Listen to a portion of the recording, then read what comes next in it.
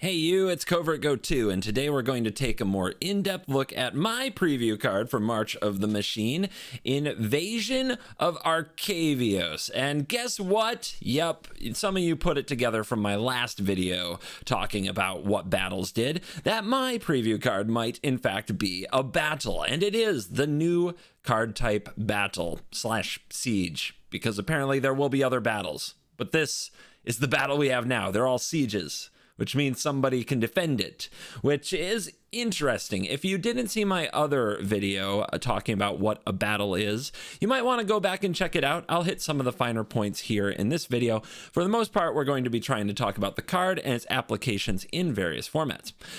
So this is Invasion of Arcavios, which I revealed on my Twitter and on my other channel with the sweet reveal video made by my editor, Neil. Great job, Neil. And this is a 3 blue battle siege rare. It comes in with 7 defense counters. Try to think of it like Planeswalker loyalty. That's what's working the best for me so far for conceptualizing these cards.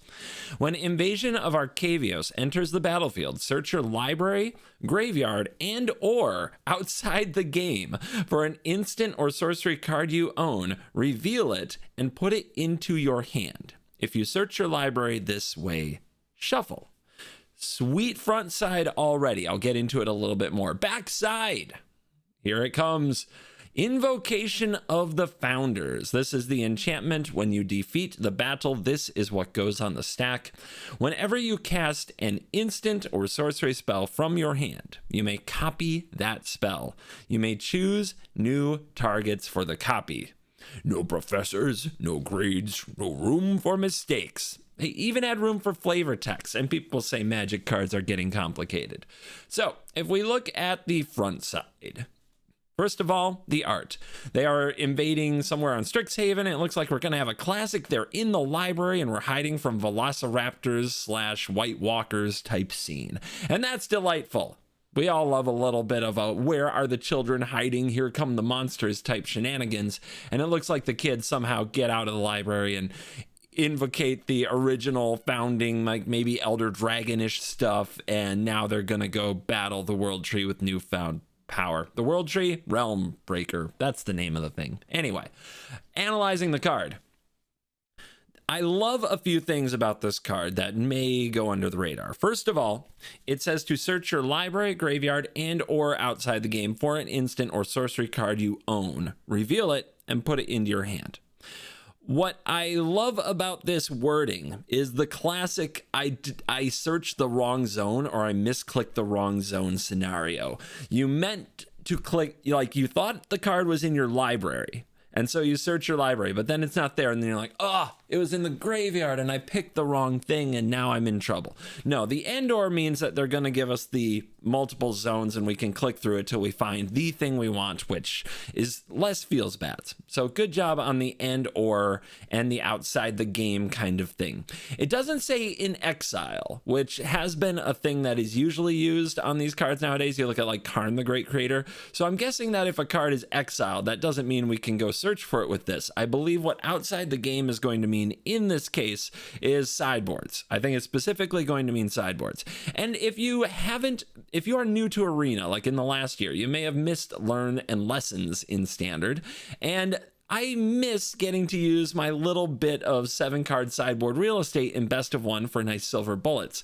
Cards like Lessons and Mastermind's Acquisition and Karn before them really let me feel like I was getting just a little extra value. It let me feel smarty pants in Best of 1. This card is bringing it back, and it's attached to a permanent that if you defeat it, you get a backside that is incredibly powerful.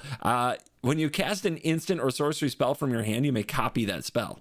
You may choose new targets. Doesn't trigger only once a turn. Doesn't have a casting cost restriction. Nothing like that. Just any instant or sorcery. Copy, copy, copy, copy, copy, copy. That seems like fun to me. That seems like a very, very powerful effect. And it is a lot of work to get it. You either have to be able to attack this for 7 points of attack, or you need some other way to reduce it. And they have revealed that there will be spells that can target battles to damage them to reduce the number of counters. I believe that these are considered counters, so cards like Glissa can remove counters from it. There was another card revealed recently that has the possibility of removing all counters from a permanent. Maybe we'll get more into some combinations of things like that. But for the most part, I think most of the time you have to plan to attack this. And when you're in a blue deck that wants to find a lot of instants and sorceries and might even want to use the backside, you have a weird balance of how many creatures can you have, how many instants can you have, and how many sorceries can you have. So this definitely fits a very specific type of deck in standard. It is probably too expensive in standard, probably too slow. Maybe one or two of them will creep into a kind of control deck that can really slow the game down and then use this for some really powerful silver bullet action in the mid to late game, which is of course really, really cool, and I'm all for it. So this will see very niche, if not close to minimal play in standard. However, I am very excited about this card in a format like Commander, of course, and Historic Brawl, because in Historic Brawl you always have a commander. You always have some kind of a creature that might be able to attack this battle to transform it, and you get a tutor. Now in Historic Brawl you don't have a sideboard, so you can't rush to a sideboard, but just getting more tutors in a format like Historic Brawl and Commander is very powerful. Tutors are great in those places because they're inconsistent and they're a deck full of singletons, so there's a lot of powerful individual cards, but you don't know what you're going to draw. This card removes some of that uncertainty and adds to consistency. Probably decks that are going to play something like Emergent Ultimatum might consider running this to go find such a card. This card can find Casualties of War, which is an incredibly powerful card in Historic Brawl as well. If you go down the list of any combos that involve an instant or sorcery to make it happen, this can get it. This can go fetch a Time Warp, or whatever extra turn spell you want in your deck full of extra turns. So this will see a good amount of Historic Brawl play. In Commander, I expect to run this here and there. Tutors are a little controversial in Commander. A lot of like casual play groups don't like the way that they make all the games feel the same. So this, I think, as far as tutors go, is one of the more fun ones, as it does have a battle attached that can create a lot of other value that you can take advantage of.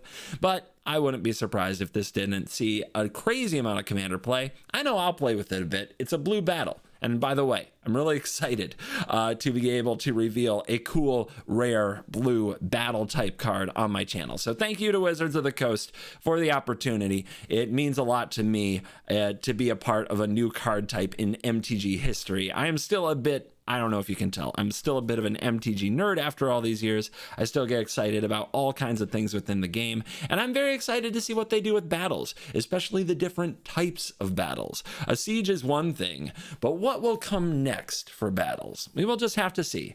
Anyway, I hope you enjoyed this closer look at my preview card, and as always, I'll see you in the next video. You're cool.